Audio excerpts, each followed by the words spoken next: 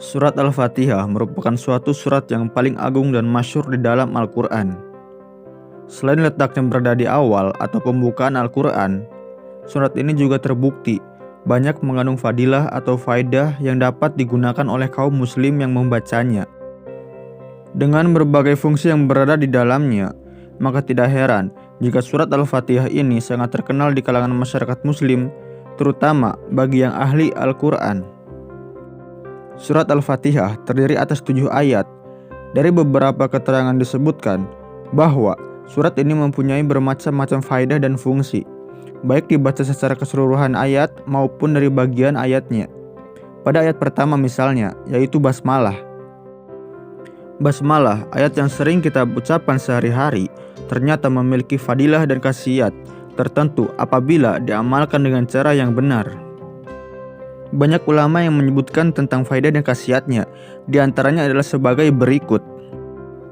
Apabila seorang hamba membaca bismillah sebanyak 21 kali sebelum tidur pada malam hari, maka insya Allah faedahnya adalah: yang pertama, selamat dari pencurian.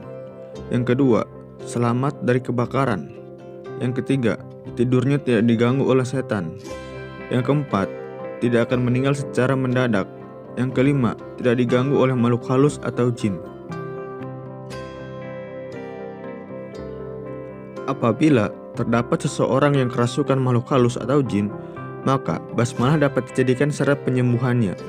Caranya ialah dengan membaca basmalah sebanyak 41 kali di telinga orang yang kerasukan tersebut. Dengan izin Allah Subhanahu wa Ta'ala, maka orang yang kerasukan jin itu bisa segera sembuh.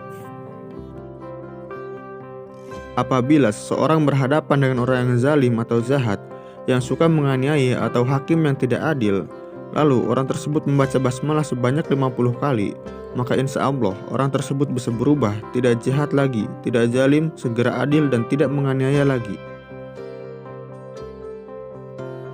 Apabila seorang hamba ingin dibukakan pintu rezekinya oleh Allah Subhanahu wa Ta'ala yang tanpa ia duga sebelumnya, maka bisa membaca basmalah dengan syarat-syarat berupa: membaca basmalah secara istiqomah atau konsisten, membacanya dengan menghadap ke arah kiblat, dibaca pada waktu hari Minggu pagi, dibaca seiring dengan terbitnya matahari, dan setelah selesai membaca basmalah diteruskan membaca sholawat sebanyak 100 kali.